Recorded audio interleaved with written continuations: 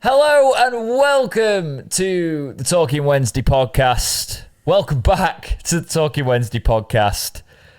I can't believe we are sitting where we currently are, feeling like we currently are, after how we were feeling the last time we recorded this podcast. Yeah. This is Dex joined by Jake and Jack this week because it's only fitting that even though I've had 4 hours sleep, Jake's running on about 3 because he has to beat everybody. Jack's also running on about 4.5. We've all done the old man, I've had no sleep talk already. Oh, and, we've had no sleep. Oh no. Exactly. Yes. Despite knowing a lot better and being vocally trained, I didn't remember any of that, and I threw my voice out last night, so I'm just like completely, because I was screaming. I think we were all just screaming at that point. Yeah. I completely lost it on my stream. The various clips of me going insane.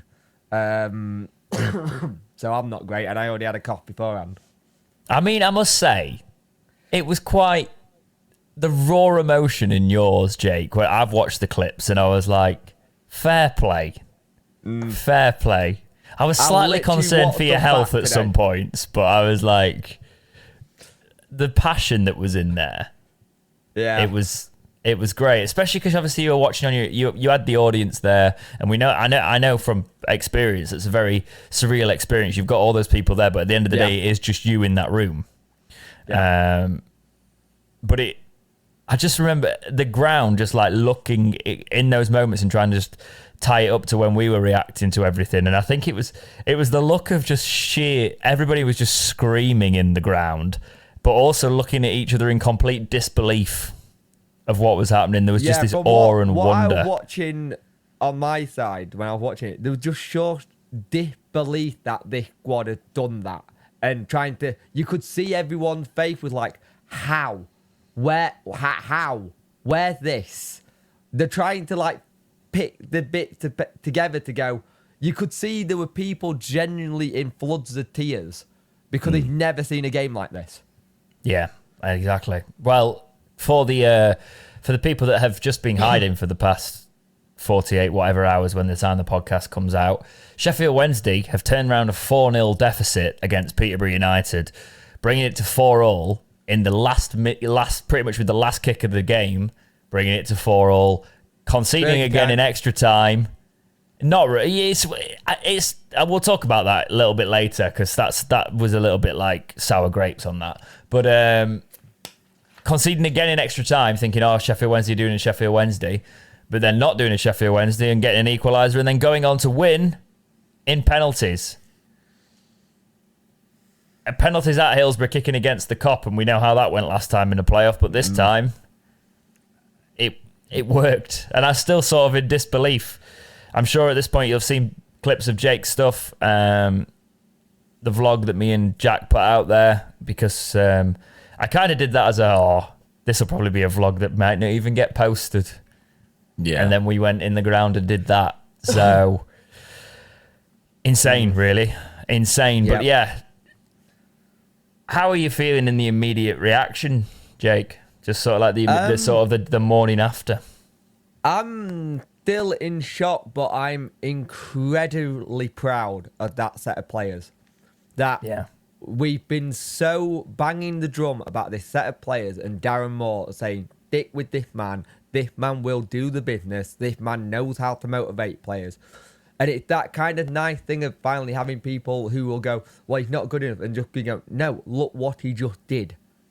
No club ever has just done what we've done in playoff history, ever.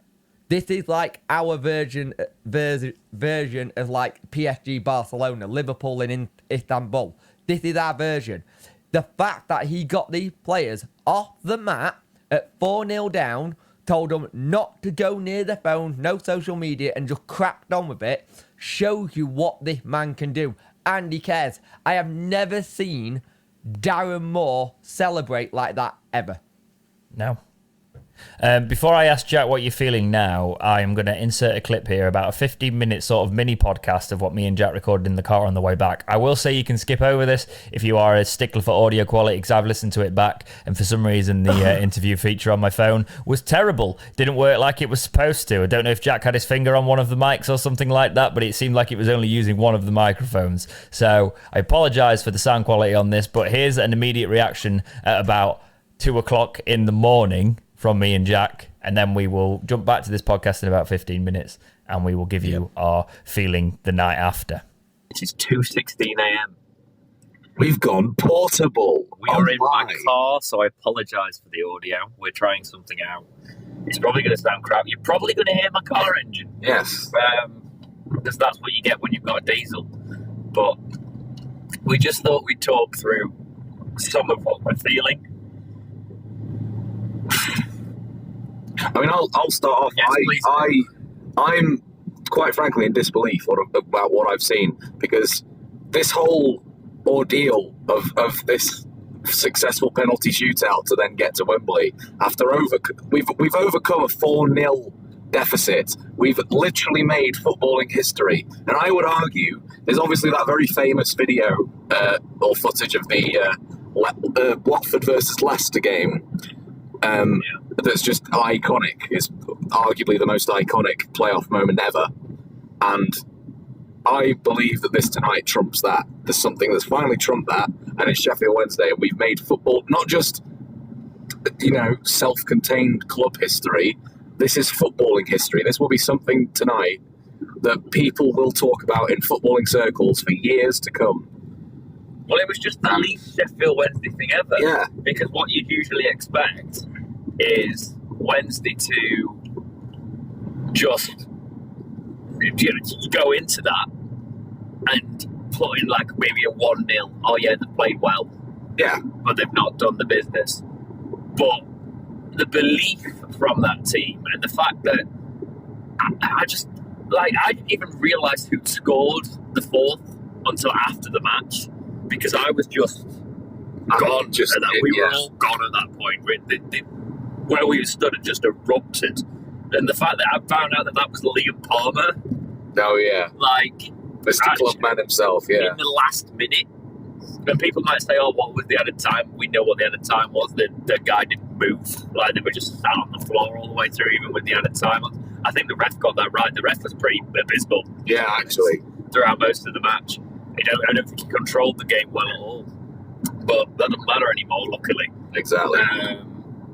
I just don't think he controlled their time wasting at all. And I think what probably was there, they came out and tried to time waste immediately on a 4-goal lead. They didn't have any belief that they could just...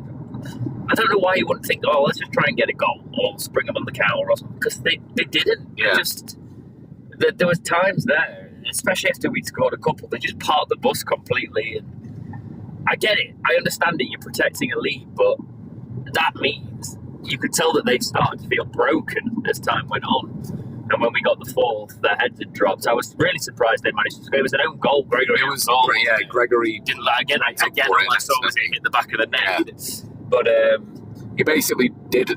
He sort of tried to flick it over the net, and he ended up just doing one of his typical Gregory-like flick-on headers that went into the top right corner, and that was quite unfortunate. But we managed to scramble. Suddenly, we managed to scramble. A very last minute, literally the last kick of the game. I think it was 120 plus 6. No, 120 plus 8 minutes, because their players were going down for 3 minutes at a time, pretty much in that extra time, second half, and Callum Patterson managed to get a cheeky little toe poke and equalised it, and then we went to penalties. I hope he's going to be all right for the final, because he was dead on his feet. So I got a good look at that. I was staring right at that incident in question when it happened, and he landed strangely on his thigh, on his left thigh, and it almost seemed like he had a dead leg more than anything else, because obviously if you see the post-game media and stuff, he's the one that came walking out at the end, and he was walking just fine. Yeah. So he'd obviously been to the physio room and they'd given him a massage and stuff, and I think it was just a dead leg from my perspective. Obviously, we will wait for the club to come out and say anything to do with injuries following this game, which inevitably will happen in the next couple of days, or in the press conference leading up to the playoff final at Wembley, which I still can't believe we're saying that we're going to Wembley. I just, and as well, on a personal note, I know James won't mind me putting this in, but like this game today was actually my first game back at Hillsborough since I am no longer able to go with my dad, who passed away a few years ago, and it was quite the occasion, and I felt quite positively emotional actually at that final whistle. Everyone was obviously pitch invading, whatever, and we don't condone that because they did ask multiple times not to do that. We don't condone that. We do not condone that. No, very poshly, haha. But I was just taking like a minute just to sit and reflect, and just it feels for me personally as well. And I'm being very soppy right now. James is giving me a funny look. I'm not. I'm trying to look at the road. But carry on. Yes. It's quite a touching time now. It feels like a new chapter has started, and I'm sure there's several of you out there that listen to this podcast who know exactly how I will be feeling. Shout out to Adam, who lost his dad not too long ago as well. I know that we've spoken about it privately and everything off air, what have you. And I'm sure you understand what I'm feeling right in this moment. It's quite something. And I also apologise for my voice. I was screaming. We've knackered. Yeah. We forgot our acting training and didn't project with the diaphragm. We instead have just decided to go full on. Let's just do death metal screaming. Yeah, it's but gone. the vocal cords are knackered. It's gone. Yeah. Oh boy. Oh dear. You'll feel it for days, but then you remember why. Yes. And yes. I'm made up for the team, right? I was so dejected a few days ago, and I think we had every right to be. But the one thing I said was, we will find out if Darren Moore can motivate those players. Oh, he did. And he has. And I will say this now, right? I never want to hear a bad word against him. No. Even if it doesn't happen at Wembley, but all positive vibes, go for it at Wembley. Same sort of atmosphere, same sort of intensity, let's do it. But even if he didn't get us up this year, right? I like the fact that he's shown the one thing that I wanted to show now. He's built a team that can go up because of the 96 points, but what he's shown tonight is he can also motivate a team to come back from something ridiculous. That deficit from the first leg was almost insurmountable. I believe some betting sites actually had the odds on us on Wednesday coming back from that and actually getting to Wembley. It's something stupid like 500 to 1. I think I saw a couple of them, and he's managed to do it. We've done it. This is like again, we're both in disbelief about this because this is very not Sheffield Wednesday's MO. Typically, if you look in the past, we've not been able to turn up, and the simple fact that we've turned up in force. Totally, like watching the game, every single man on the pitch was playing like a man possessed.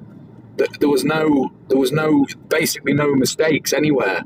I thought one or two shaky little incidents now and then, but honestly, it seemed like a near perfect performance. It was incredible. I couldn't quite believe what I was watching a lot of the time. But I just think from the fact you could tell we were up for it. Oh yeah, and like you could really see it. But, like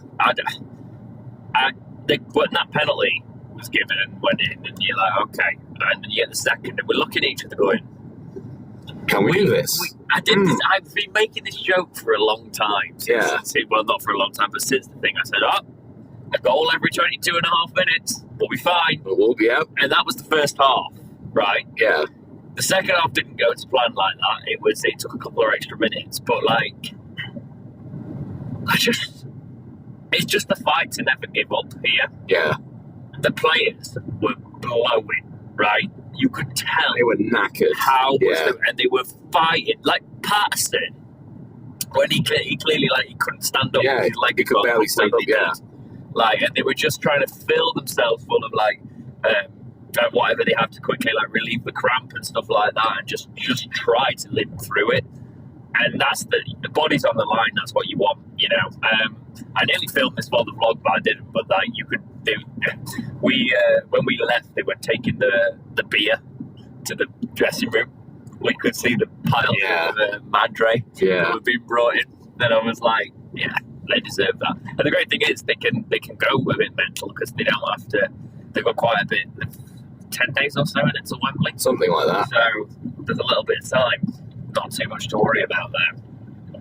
But I think we have got to have the thing we'll celebrate now, and then we'll have the mindset, we'll go into it. And we'll get to a point where we just refocus, so it won't take too long. I think probably you enjoy it tonight, and then you're back out in training. Maybe tomorrow's off, and then back straight at it. Do you think? So I would say they deserve a day off tomorrow. Oh yeah, 100%. But I do love people. Obviously, it's late at night at the time of recording this podcast episode.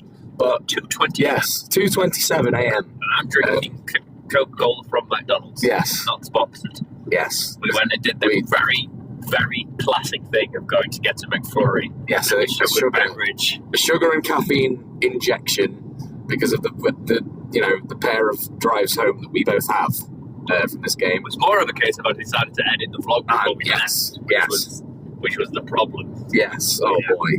And then it got demonetized because it is. The raw. Right. So you had to quickly step that out. Re-edit it. Put in your typical Dexterity Box music and what have you that you know that is fine. Yeah, that was so annoying though because I was like, I've got to leave because it's not fair. I was keeping people up and stuff, and I was like, I've got to leave.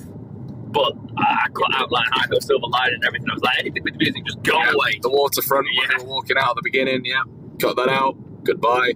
But yeah, I mean, we were speaking to some people. Yeah, thanks to those people we saw, by the way. That was so nice. Great to see. Yeah. But I remember we were speaking to someone as well that said that they'd been going to Hillsborough since the 70s and they'd never seen an atmosphere ever like that at Hillsborough. And it was, I would say as well, it was so toxic towards like the Peterborough players. It was so toxic, but it was great. It was fantastic. Like the absolute, for example, right, the penalties at the end, the penalty shootout, the mass booing that came out of every single stand as soon as a Peterborough player was stepping up to that ball. It must have been so intimidating for them. It's even just like the fact that there was that keeper had been asking for it. Yes. And he was trying to do a stop Dale. Yes. And it didn't work. Yeah. It nearly did. But then he had to do a penalty shootout and everything. You can imagine all that through his head, thinking he's done all these antics and now he's got to try and the penalties. We just speak about the penalties. Penalties.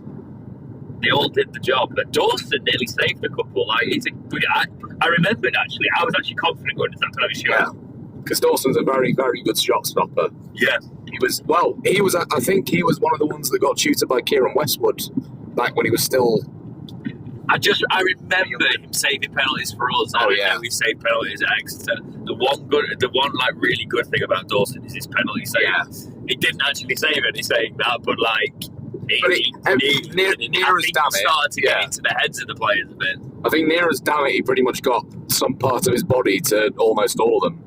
Obviously not the misses. The one that hit the crossbar was quite funny, actually. The cheer that erupted as well when he hit the crossbar. Oh, it was glorious. And then obviously it was very funny. The Peterborough obviously we scored the own goal through the Gregory header, and then suddenly Peterborough all started singing "You're not singing anymore," yada yada yada. Yeah. And it was just hilarious to then go and equalise. It's because they just were totally deflated. Yeah. Then they tried to play it back, and then it just totally failed. It was glorious. And then they started mass exiting. Oh yeah. I did the wave bye.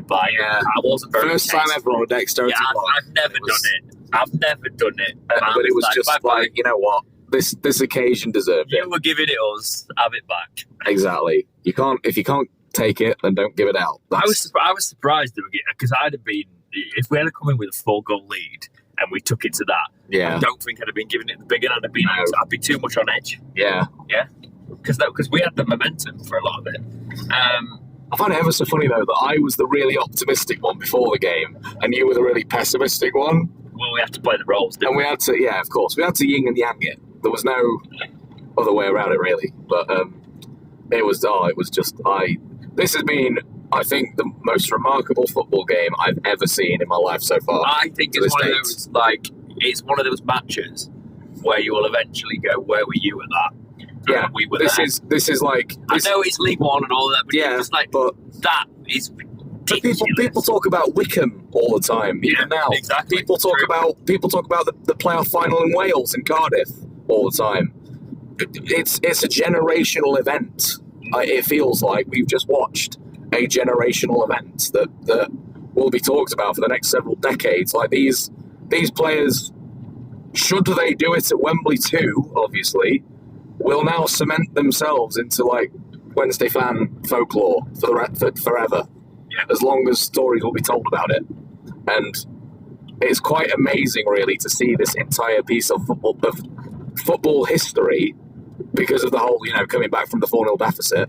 It's quite amazing seeing that actually play out in front of your own eyes. There's something different than just watching archival footage or watching it on the telly. Just actually being able to witness this event, if you like, in front of your eyes is quite something different. I bet those of you who returned your tickets are feeling a little bit right. now. So this is a blunt statement, very blunt, very bold, whatever. If you return your ticket, you shouldn't be able to get a ticket to Wembley, in my opinion. I do actually agree. I don't think they should be able to get them. I think they'll obviously, the club will have their details of the people who sent the tickets for tonight back. And I think they should say, well, if you want a ticket to Wembley, where the heck were you in the second leg? But then again, I did say I wouldn't blame people for not going. Oh, yes. I said I was going because I'm blindly loyal to this football club, but I wouldn't have blamed them. So there is that side of it. I will say there was still like 31,000 there. Oh yeah, just shy of. Just shy of 32,000. There was 30k Wednesdayites there. Yeah, I bet them speed bumps pick up on this. Oh yeah. But yeah, sorry about the bumping. Yeah, sorry about the engine and everything. This is just a way of just edit. We're going to edit this into a bigger podcast just so you get our sort of like initial raw reaction, just as the adrenaline starts to wear off a little bit. But and we're not in total euphoria like we have been for the last however long. It's just, oh mate, it was special, mental. That, yeah. And I'm sure we'll have a lot more to talk about on the when we all get together and probably discuss this a little bit more. Oh, for sure. I will say, just as we wrap up here, thank you for those who came to speak to us. And it's been awesome. Yeah, and that's so hiccup coming. Oh no! Don't hiccup! Don't go, James! Oh no! It's the late night beverage. Yes, it's the late night beverage. Beveragina. Yeah, let's transition this back into the main episode. But yeah, bye. So Jack, we obviously were very tired when we recorded that. We were a McFlurry and we were. I think we were driving back at that point. We weren't still sat in the Mackey's car park eating a McFlurry. Oh no! At that point, we were driving back. Yeah. Yeah. But, how are you feeling after you've had a night to process it all? Well, I mean, you can probably hear in my voice, I've got a very smooth, raspy, seductive tone to my voice because I was oh my God, I can't believe you just said that while looking at the camera. I'm really sorry, guys. I was, I've definitely, like James, fully thrown my throat out. Like, it's... Why are you laughing, Jake? Oh no, that was a cough. Never mind. Yeah, I mean, I've spoken at length on Twitter. If you follow me on Twitter, you'll know. But like, I've spoken at length a bit about. I feel very emotional after that. It felt. I know there's a lot of people as well in the Sheffield Wednesday fan base that have lost relatives this season alone, who all sort of felt like yesterday, those relatives were all with us. It almost. watching the game and watching how it all unfolded, it felt like there was some otherworldly thing just willing that ball into the net for us to bring us up to equalising and beyond. It just seemed so otherworldly sometimes. Well, you've obviously you mentioned the part in that last night about in the bit that we've just clipped about your situation, obviously, and what you said previously on the podcast. Of course, yeah. Do you mind me repeating what I said to you at the ground? Go for it. It genuinely was one of those things when I looked at Jack and I looked at because for anybody who doesn't know, this was like he's just said it in that bit, but it's the first time in like 4 years since you lost your dad that you went to.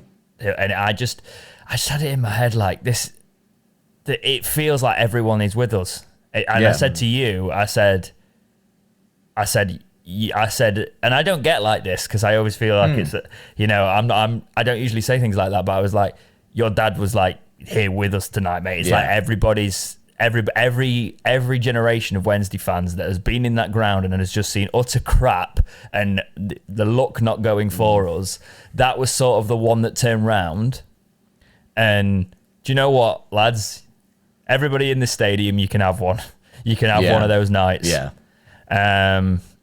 The amount of people I've seen who have lost loved ones during the pandemic or whatever, and everyone's been in that same boat. And there's a lot of people who went to the game last night who it's the first time they've gone without certain family members. I actually had somebody who's very regular on the Talking Wednesday comment section and in the stream last night. It was his dad's funeral yesterday. And he was sat outside the pub in Hillsborough watching my stream and going, that was for me dad. That was for me dad. And it's like, you forget about these kind of things at times because a lot of people's first memories of football games is with parents or grandparents. And it's just something, there was something there, wasn't there? There was something in the air that night. Oh, definitely. I felt this, it's the first time. Unfortunately, we couldn't sit in the stand together. We could have done because the people next to us had returned their tickets, and I wish I'd known this because because my uncle came to the game, and for anybody who doesn't know, my uncle was the reason I'm a Wednesday fan, basically. And we don't really line our matches up as much as we used to. But this was like probably the biggest game we'd have ever been to together. I mean, we weren't sat in the same section, but he was sat where we used to sit all the time. And we'd moved for the match. Sky cam replacement, clearly. That's what we were doing. We'll talk about that in a bit. But it was just so knowing that everybody, that pretty much, I said this actually, it was a shame you weren't there, Jake, even though you were streaming, do you know what I mean? Because a lot of people that I know that were connected to Wednesday, knowing that they were all in that stadium and feeling that same thing, and I've never felt an atmosphere like it. I've been, you talk about the Wickham game, things like that. When Darren Moore did that announcement at the beginning saying that if we ever needed anybody, sort of like tonight's the night, and then there was that just electric roar and support, and we were hissing and booing at the Peterborough players, and we were doing what we needed to do. The one time I was slightly worried is when we lost that slightly in extra time where we felt like we'd done a Wednesday. But the team then didn't actually need us then. They actually did it themselves and brought us back on side within a few minutes, Yeah, did you notice, though, that as soon as that own goal from Gregory, every player went up to him and told him to pull his head up. They were pulling his head up, like literally pulling his head up, saying, leave it. And the thing is, the one thing that we've seen from this squad time and time again is the togetherness and the belief to get things done. And the way they rallied around Lee Gregory then was something that is really nice to see. Because Lee Gregory, when he went off that pitch and got subbed, he looked dejected. He looked absolutely dejected. Like, he was like, this is my last game. What have I done? And the thing is, if he doesn't wear that face mask, that goal doesn't go in. Oh, yeah, I've watched it back, but I didn't notice is it? Yeah, it kind of comes off his face mask. We couldn't see anything from where we were on that goal, really. We didn't even know it was an own goal until after the match. Do you want to see how, just a side topic, how Soph's just stitched me up? She's got me a cup of tea, right? And she's gone, because she knows I'm on the podcast. She's got me this lovely unicorn thing. But then she very wittingly added that, well, Wednesday have just done just like pulled off something mythical, so you've got a mythical creature. Oh, an interesting thing that people haven't noticed, and I don't know if I haven't seen people talk about it. Has anyone noticed that Jack Hunt actually flips on his penalty? Yeah, he did. Did he? Yeah, because he fully slipped over at the end. Yeah, that's why it goes so high. I saw it hit the back of the net and just went mental, so I didn't even notice that. Yeah. And then he stands there with this big grin on his face. Oh, yeah, nobody saw that, did they? Oh. You can tell. Yeah, you could tell that grin was oops. You didn't see that, did you, lads? I think the thing that got me of watching some of the stuff was the massive bear hug between Barry Bannon and Joe Byers. Yeah. Yeah. I think it's also, you saw it between Stockdale and Dawson and things like that. Yeah. Yeah. The thing so much of me, if we didn't have this podcast and we didn't we weren't trying to be, you can't really get into too much trouble for it, but all it takes is the club to decide that one day they've got a reason to have a pop at you, and me and Jack are on the pitch do you know what I mean? And then you don't go anywhere. Boy. Yeah, exactly. So it was sort of I was like, I really want to go on that pitch. I had that whole thing. I remember saying on the podcast to both of you that I didn't want us to over-celebrate, but there's a reason why we over-celebrated. Oh, yeah. Because it's never been done before. I know this sounds mental. I know it's only probably the Darren Moore outers that are still... Because I know everybody I spoke to last night don't even care about Wembley now. It's like one of those things that we've got to do the job, obviously, because there's a job to be done in professionalism. And I think we'd be very angry if we bottled it at Wembley. Obviously, there'd be that side of it. But it's in that moment, you felt that moment and you appreciated that moment. And I think the speech Darren gives to the players at the end and what Barry Bannon said as well is very telling. It shows you a lot about the core group. They're not. The thing is, you could tell in that moment they're happy, but when he's talking, they listen. Yeah. And the thing that got me is they all listened when he went, "We still got one more game left," and he's looking at every single one of them in the eye. One more game. And you can tell they've all gone, yeah, this ain't over. This ain't done. And the thing is... But did you see them at 3 o'clock in the morning absolutely hammered as well? Yeah, but you don't blame them because he will turn around. I'm going to say it's great. Go enjoy it. Yeah. But I've never... one second. I know you're making a serious point. I just want to mention the point. I saw Will Vox's eyes when he was on the shoulders and I was he is gone. Do you know what I mean? He was gone. They were in players, weren't they? They were in players going absolutely levered. And, well, you seen the bit of bloody Jaden Brown in the kebab shop? I've heard that. I've heard something about this. You boys were just talking about this. I've not seen everything yet. No, what happened in the kebab shop? So, Jaden Brown just in a kebab shop trying to buy a kebab. And he's dancing away and the Wednesday fans don't let him pay for it. They pay for his kebab. It's like I've seen Liam Palmer's Instagram story today, and it says R&R. Is it like a bar or something? He's just chilling. But I do know there's some players who have gone in to do weight work today. There'll have been people going in for recovery. There's a lot of players there that will feel like, oh no, maybe I can celebrate for the next couple of days or something. But this morning, I need to go in and sort my legs out because my legs are gone. Because just the amount of players running through brick walls, Jake. Also, what point were you going to finish? I don't want people to get annoyed listening and realise we've cut you off and changed the topic. What were you? It's just, for me, there's something about this squad and there's something about this manager that makes everyone stand up and listen and believe. It's like, when was the last time Wednesday, if ever, had something where a manager said, you come to the S6 and you make noise, giving it a nickname instead of it being Hillsborough? He's given it a nickname. He's used the area code.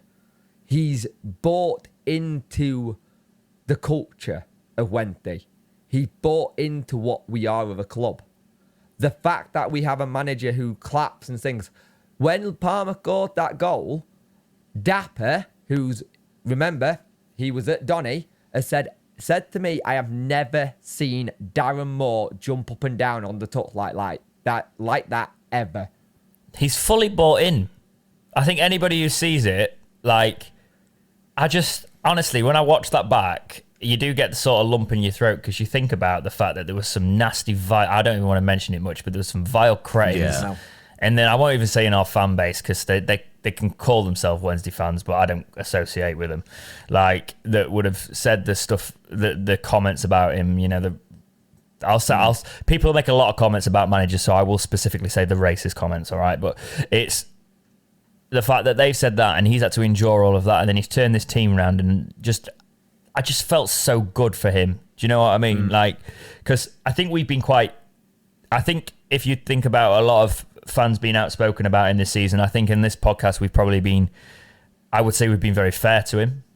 We've questioned things at times, but we've not actually, I don't think we've ever called for his head. We've seen scenarios where it potentially, we've said it's getting very close to questioning him. We said whether it he should around be the in Lincoln game. The Lincoln game, we said if things don't pick up, we may have to start questioning. And I remember it was around then, but we've never called for his head. No, and that's purely because I was livid after the first leg. I think a lot of us were. I don't think the players should take to heart too much the fact that the fans were singing "You're not fit to wear the shirt," because that performance that we saw, you've got to sort of take the rough with the smooth. They've come back and they fought back in the best way, but on the basis of what we saw, their heads dropped and the mentality went. Okay, and we saw the exact opposite at Hillsborough. Right, we thought it was done. Doesn't mean those fans won't have been behind them at Hillsborough. Those away fans will have been in there. Do you know what I mean? The ones that went to that leg. And even then I was livid after that result. But I knew I'd be there. But did you notice? And I knew I'd be supporting the team from the off. But did you notice what Wednesday did? Go on. And no one noticed it. Darren Moore told them to stay off social media. Do your talking on the pitch. I don't want to see any social media. Do your talking on the pitch. And I think that was the right response. You had all these people coming out and saying, I want an apology. And you saw in that press conference, Darren Moore saying, I told them to get off social media. What's the point? We'll do our talking on the pitch. That's how we apologise. And they did. Go on, Jack. Any thoughts? I can tell you're tired. He's nodding. I'm not going to interject. I'm just going to nod. What? But it's an interesting one on that whole, the point of, you know, the fans chanting, "You're not fit to wear the shirt," etc. at them, when Barry Bannon actually mentioned this in his interview with Sky after when the game had finished in the inside the tunnel bit near the players' dressing room, and he honestly said that the fans were in the full right to do that, and they agreed, and it spurred them on even more to then say, right, it's up to us now to kind of prove that wrong and to prove the doubters wrong. Did he say that? Because I didn't. Because I've seen a couple, and I didn't know if he was. I couldn't tell if he was upset like that, and it's like we didn't believe in them, or. But either way, what he did say, and I did see him say, is no matter what you thought, now everybody come behind us for Wembley, which you can imagine. Yeah. Do you remember? Because I don't. Did the Wembley tickets for the Championship match make it to general sale? No, I don't think they did.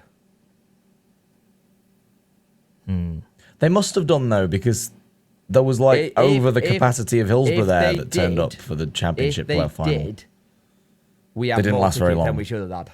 Answers in the comments, please, because that won't be my situation, but I've got a lot of people asking, and I'm sort of worried about how I got a ticket to the. I was one of the early tickets for the semis, so I shouldn't be too worried about it. But it's one of those where I sort of go, when you don't have a season ticket anymore, you've all of a sudden just worry that that for some reason you're just not going to get a ticket, you know. So where did they end up going on that? Because I won't be on general, but I also have a lot of family members that will be on general.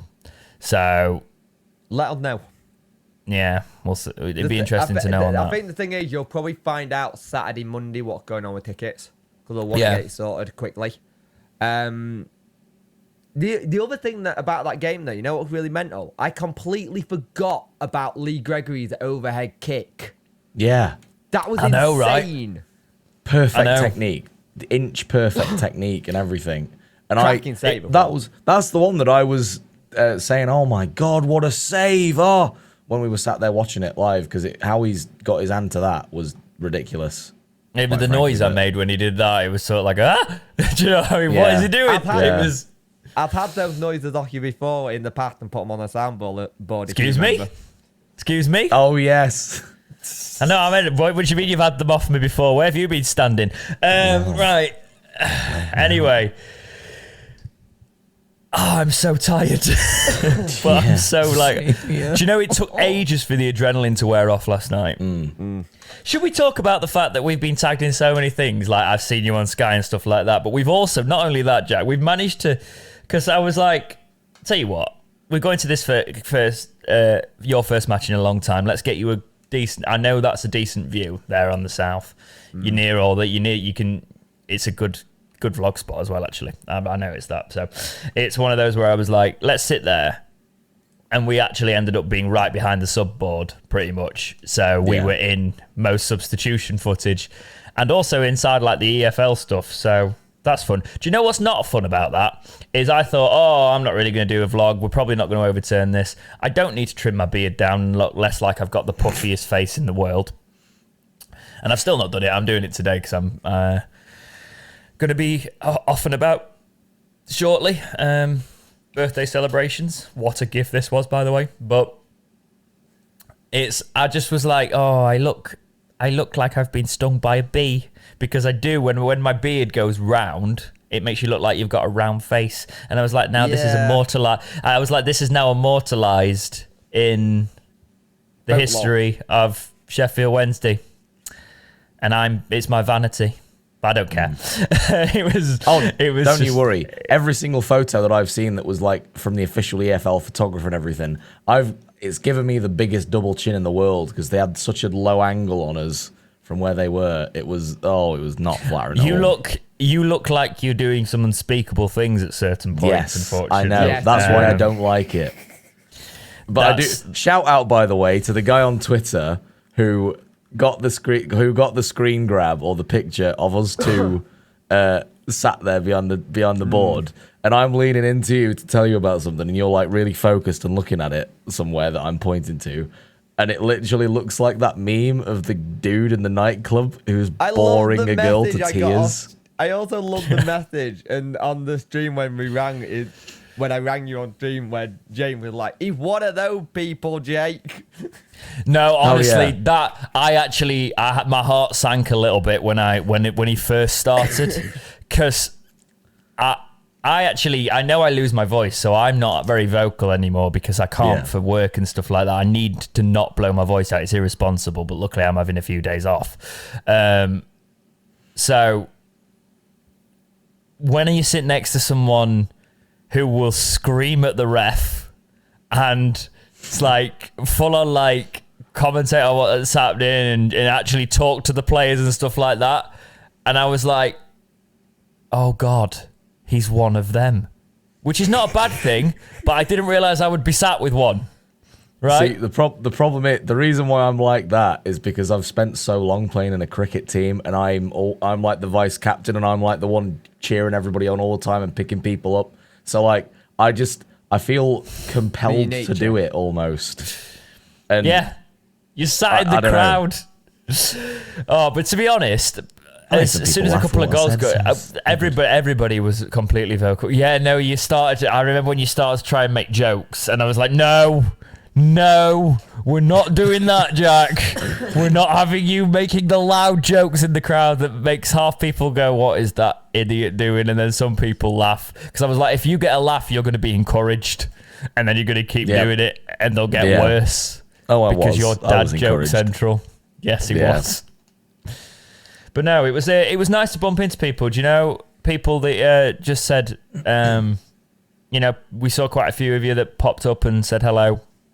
And that you enjoyed the podcast and things like that, and that goes a long way, because obviously we do see comments and things like that, but it is nice to actually see people in the flesh and be like, hey, thank you so much for supporting our content, and what a match to all be at yesterday. I can't get over it, but we obviously have to look forward to a big match now at Wembley. As of right now, we don't know if it's Bolton or Barnsley because we are recording the morning after. They play I say the morning. It's 4:30. This is the morning after you've had 4 hours sleep. But it's. Did you know we'd had 4 hours sleep? By the way, did you also know that Jack did geography? You know that? Did you? Do you know that I'm a musician? Did you know that Jake can't see lights? That can't really be Jake's running thing, can it? They didn't do the light show though. You'd have been all right. No, they night. didn't. They didn't. I mean, not. to be honest, I think it would have annoyed. Shocked it didn't.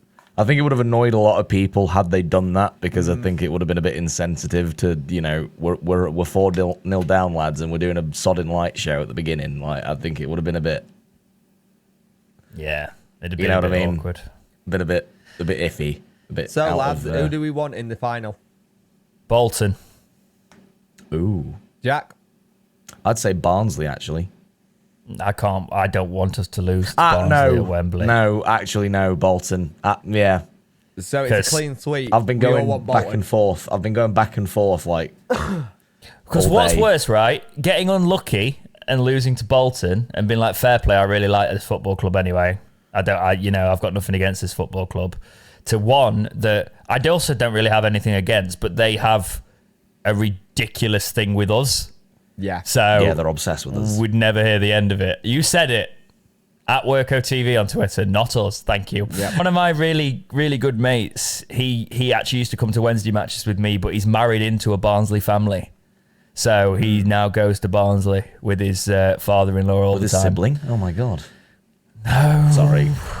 I was carrying on the joke. You were carrying on the joke, yes. Just to let you know, right? Yes, it was there, all right. It was there. No. It was. I don't know why it'd be a thing because it's like I actually have never had anything against Barnsley, but everybody hates us for some reason, and probably because of our very vocal fan base. But I don't think we're as bad as we get stick for nowadays, and we still get the same level of stick. Do you know what I mean? You know what was really nice about last night though? Everybody who enjoys football, rival or not, were just like, all right, fair play, that was awesome. Yeah. And it was nice to actually see the football community come together and be like, you know what, that was a great game of football. Like, yeah. Do you know who was bitter? Ferguson. Darren Ferguson. Oh, well, it's not on really. I'm not trying to sound bitter here, but they said 6 minutes and we played 8. Yes, we scored on 7.5 minutes. By the way, that's when we scored. After we'd had an unfortunate injury where he was. I think Iorfa was down for 1.5 minutes. Yep. Their player was down for 1.5 minutes, and there was the time wasting. So we actually should have had a couple of minutes longer. So why are they moaning? It's 6 minutes, a minimum of 6 minutes. Yeah. And if you listen very carefully, folks. What I love was him complaining about it, and every Wednesday fan of a certain age going, that's what you get for your dad doing it starting Fergie time against us. And all of a certain generation remember Fergie time got invented against us. Does anyone think he looks like that bloke off Benidorm? Yes. Because that's all I could think of. He does, doesn't he? I just think he looks like every generic fish and chip shop owner ever. Oh, come on. What do the fish and chip shop owners ever do? You were going to say smallest violin, weren't you? Yes, and Jake just cut me off and was like, no, don't. Bye-bye, joke. Whack. Off it goes. Jake's very excited. Off we go, because I need to mention Fergie time, because I've been mentioning that all morning. Ooh, they've all been mentioning Fergie time, Jack. Ooh, it's been really funny. Yes, because it has been. The thing that got me is I've seen some of the footage now from the posh end where Palmer goal goes in, the dejection, and it's so good, it's isn't just it? like. You can feel the air just go out of them and be like, oh dear. It's so good. I love it. Just see the life leave their eyes when it goes in. It's so good. Oh, the thing is, with typical Wednesday, mate, that's to be honest, though, we've had our moment. Whatever happens at Wembley from that terrace, they deserve it. Oh, Jack, we're not driving.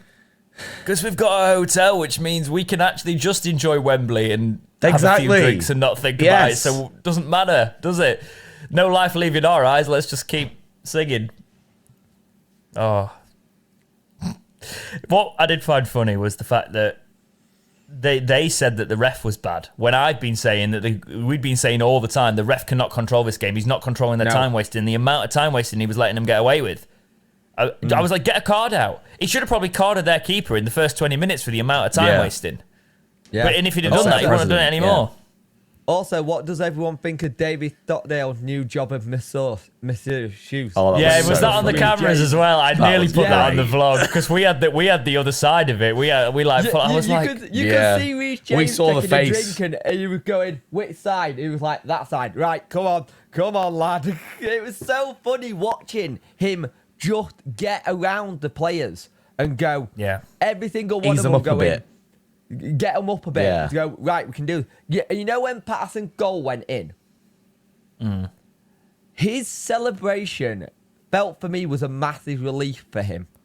Because I think he'd been trying to get that goal and play that way for the last game. He was trying too hard and he played his better football.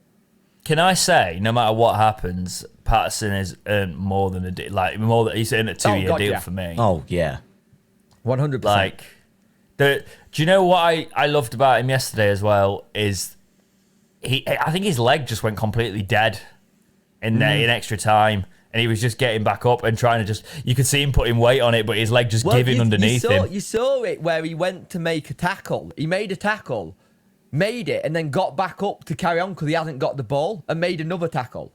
He was just being that warrior that we needed. And also, credit to Darren Moore putting Liam Palmer in midfield. Yes. Do you know what?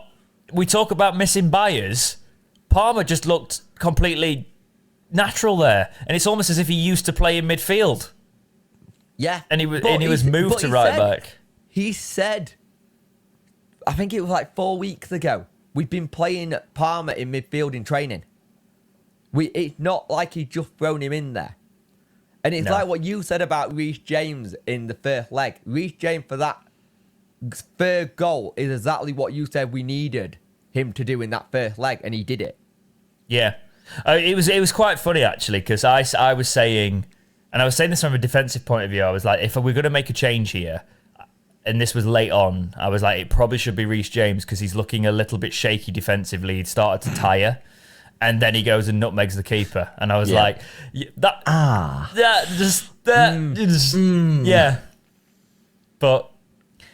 I still stand by the fact he did start to look, but then that picked his confidence up and he bossed it. Yeah. But then we did make the change eventually, for him. I also think that it's funny, he comes back from injury and you could tell, the way he was looking at Darren Moore, they were running through a brick wall for him last night. Yeah. For themselves and for him. And, I think all those players had that kind of injustice of how dare you do this to the person we are with week in, week out. But also I think that was the thing of turning around and going, at the end of the day, if they'd have done that all season, they know they wouldn't have been in this position because they'd have got those points in the hardships, and if they'd have gone all out at Forest Green or something like that, and they had to really prove that they weren't going to let him down again in this aspect because. Yes, 96 points is fantastic, but there has been matches that we were well and truly good enough to win and get points at, and they know that as well. So we can talk about the points at all, but they know they needed to put in a big performance, and they did it. And now I think we're just watching Darren Moore put a bucket hat on in the changing rooms. That was amazing. Yeah. Some of the videos that are coming out of that dressing room are just so class. I really feel for the people who just don't like him for whatever reason, because they're not going to have the feeling of togetherness that I currently feel at this club and have felt since Darren Moore sort of started to rebuild this team and rebuild the mentality. You can dislike him for whatever your reasons are, but unless they're obviously horrific. But you're missing out on the fact that when you get behind him and you try and be positive about it. I think too many of us just rush for the negative, though. Yeah. But I think that's modern day football, though. I think modern day football, you want instant success. I'm not so easy. I immediately know people have got an agenda, or I know that then and I know people who listen to this podcast say this, so please don't get offended that I'm calling you out, so to speak, because I'm not. I'm just making a point that I think you're wrong in this aspect.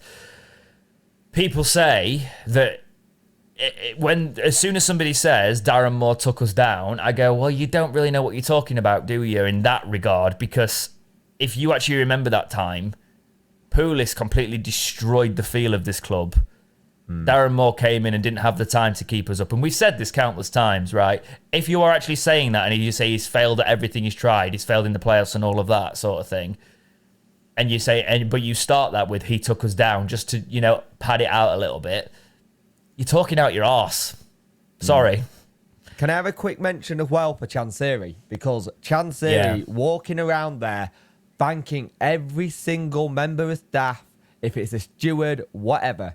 Just walking around, he's not playing the big I am chairman. You see him on the TV screens as he's going in and around, thanking players. There's the picture of Josh Windass going up to Chansiri, going up those steps, going, come on, get down here, you're part of this too. I don't care. Come on, Gaffer. Come on, owner, my boss, I want you in here. The fact. No, but you know what I mean. It's just the way you said that. Come on, Gaffer, owner, my boss. It's like you were starting come on, like my some boss. sort of rap. You know what I mean, though? The fact that Josh Winders has got that kind of level of going, this is what you built of well. Come on. Did you just turn into Brian Laws? Windus. A little bit. Windus. Yes. Windass. But Chansiri went around that game at the end, just being very quiet, out of the way, but seen, but doing. You got to give him credit. You can't not. And he was, as well as like obviously the fans and the as well as the players and the members of staff, he was shaking so many fans' hands at the end of the game and everything. And actually, right, Dex, when we were walking up the stairs to leave, he did actually turn towards me, and I gave him the the respectful bow with the hands together, and he gave it back to me, just because I couldn't get to him to shake his hand. Yeah, I didn't even notice that. Yeah. Is that a culture thing? Yeah. Oh, cool. Yeah.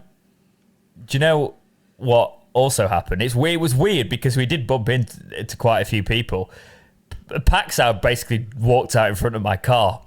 Yeah, we were sat there in the car waiting at the traffic light. I was like, "You're lucky I'm braking, mate."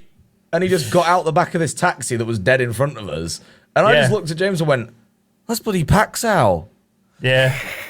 Literally, right. And I was but the thing is, I'd not stopped the car. He'd stopped at the traffic light, got out, and then walked around the back. And I was like, the car is still moving here. Yeah. So, yeah. He just got out at the traffic light and walked across the road into the main entrance of Hillsborough. And I was just going, what? That's. It is funny taking Jack because he's not obviously been for so long. So he's like, all these people we've been covering, but I've not actually seen in the flesh. And then he sees them all at once. And it's like, it was that. And it's just. There was a temptation to make the vlog like small child's first Wednesday match. Him walking up the stairs and going, and all the like. Well, all the Disney-like amazement. You got some really high praise from Dapper saying that you're an excellent double act. For the podcast, he just said he watched the video and said you're a cracking double act. I love it, and that coming from a Johnny Rover fan. Oh, well, that's nice of him. It is possibly because we were saying this. Jack reminds me a lot of me.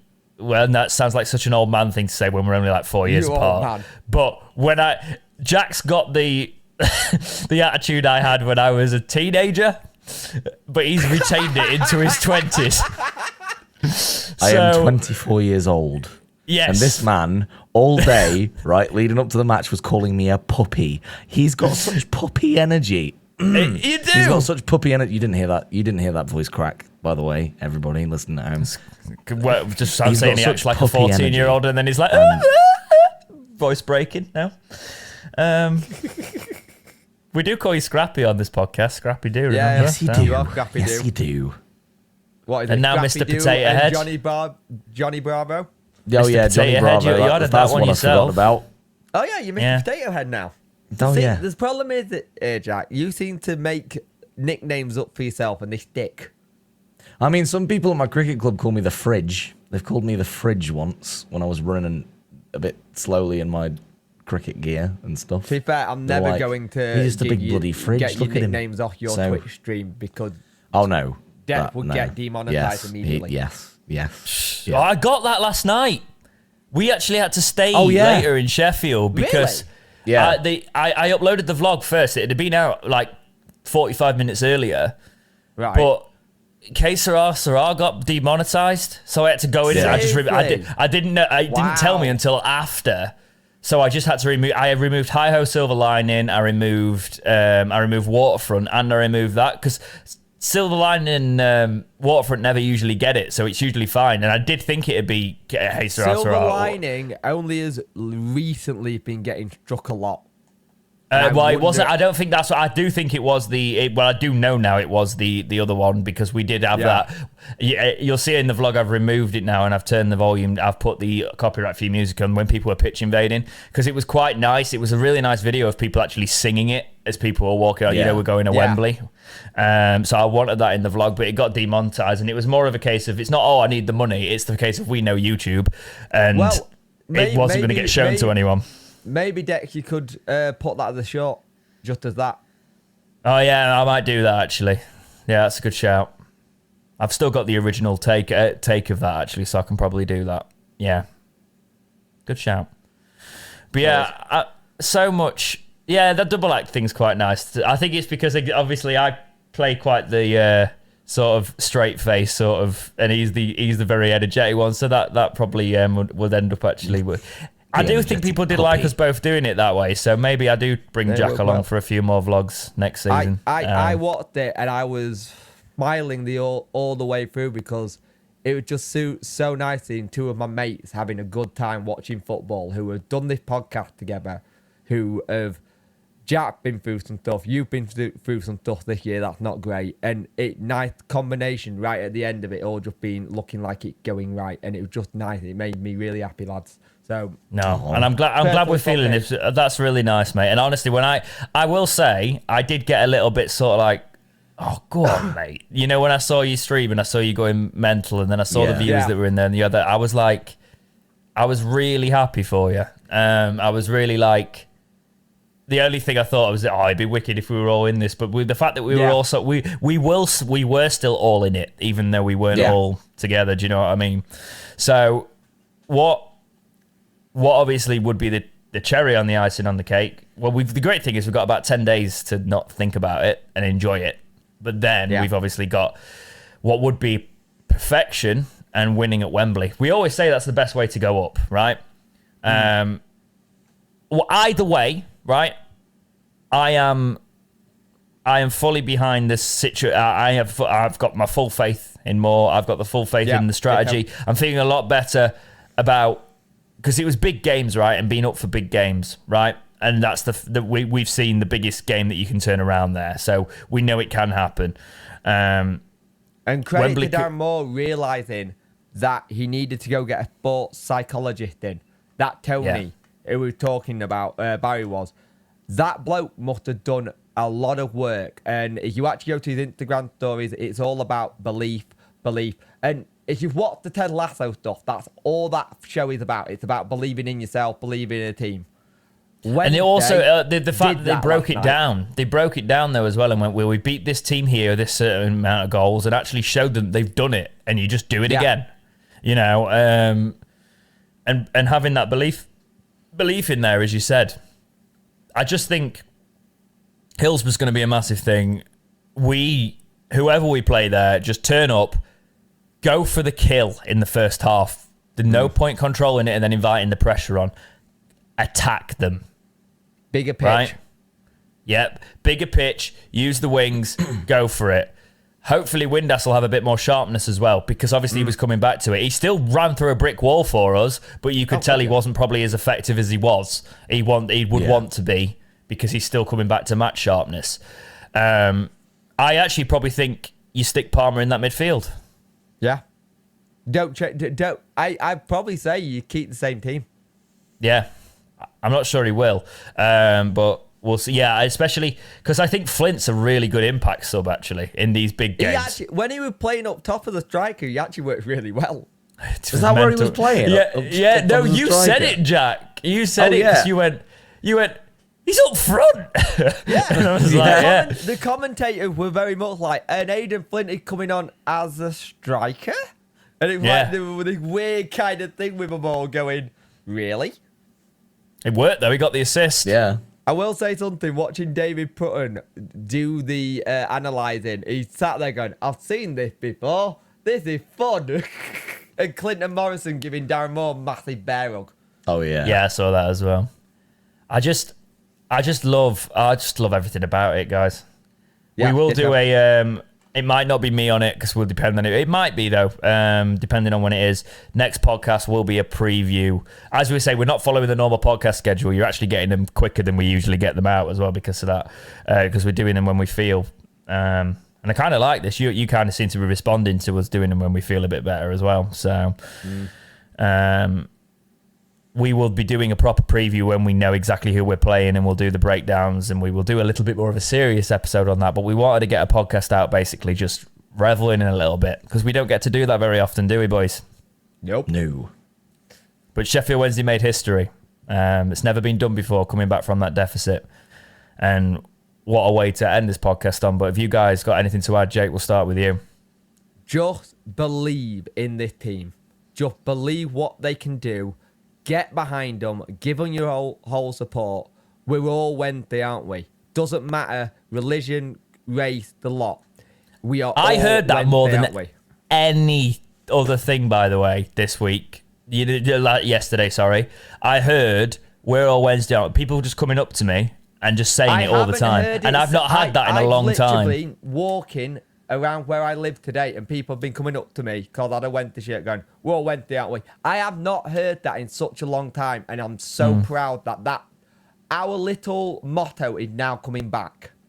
Yeah, exactly.